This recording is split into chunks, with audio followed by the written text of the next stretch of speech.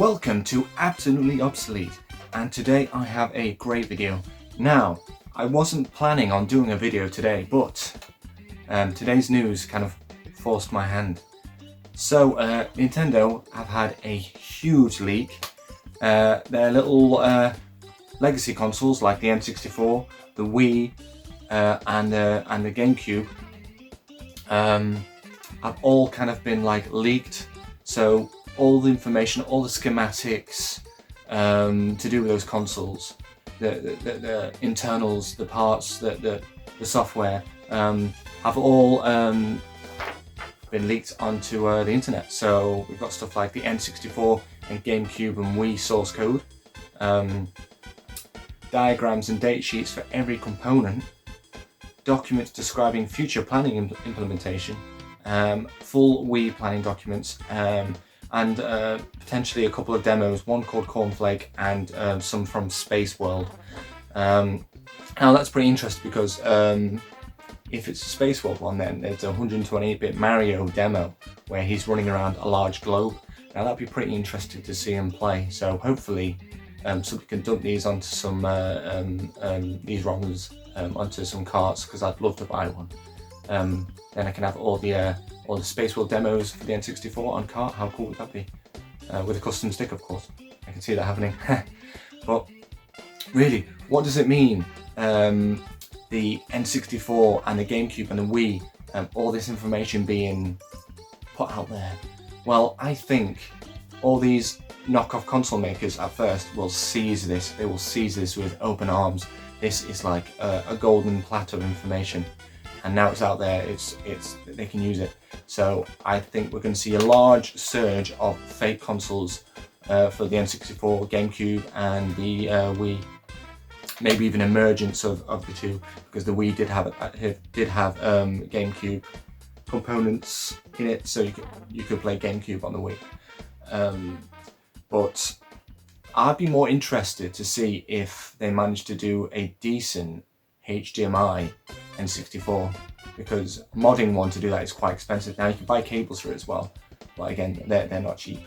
So the fake console manufacturers could actually help the consumer in that way, definitely.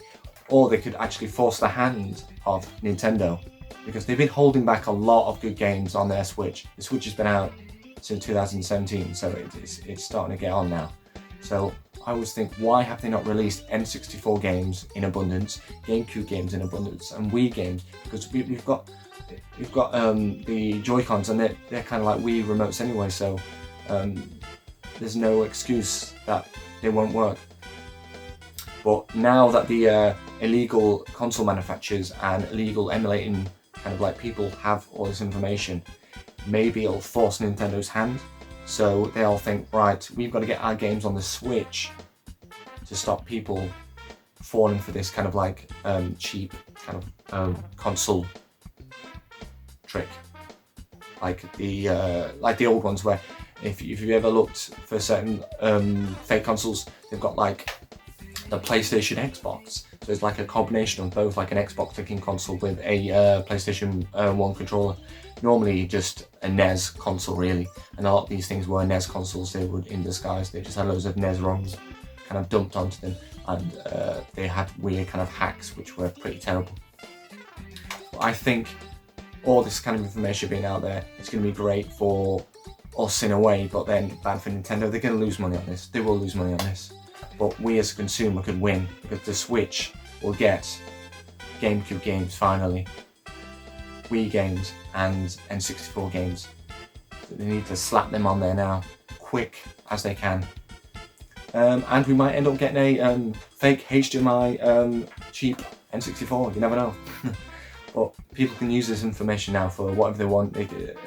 As long as they don't make money out of it, then it's not really illegal. But I suppose people are going to do that regardless, especially these clone console makers. But yeah, it's going to be interesting to see what will happen with Nintendo now over this. What can they do to negate the damage? I don't think there's much they can do, really. I think it's out there now, so people will use it for what they want. and try and take advantage of this information and make money out of it. But hopefully, hopefully it can be a good thing as well, because we can get games we want to play on our Switch right now sooner rather than later, because Nintendo, you're taking too long to put these games on the Switch. I know it's going to be Mario's 30th anniversary soon, so you're going to put a load of games on there apparently. So hopefully that will force your hand with non-Mario N64 titles, so we can get all the Lilac Wars and that Star Fox 64 here, Pokemon Snap, all that kind of cool stuff, Pokemon Stadium, all those kind of things really, which should really be on your system now. So Nintendo, if you're watching this, get them out on the Switch now before all the home console manufacturers start making fake ones of these, sticking it on there, and then fake emulators everywhere, using all that information, because they're just going to get better and they're just going to pump out more fake version of these now, I think, with this information.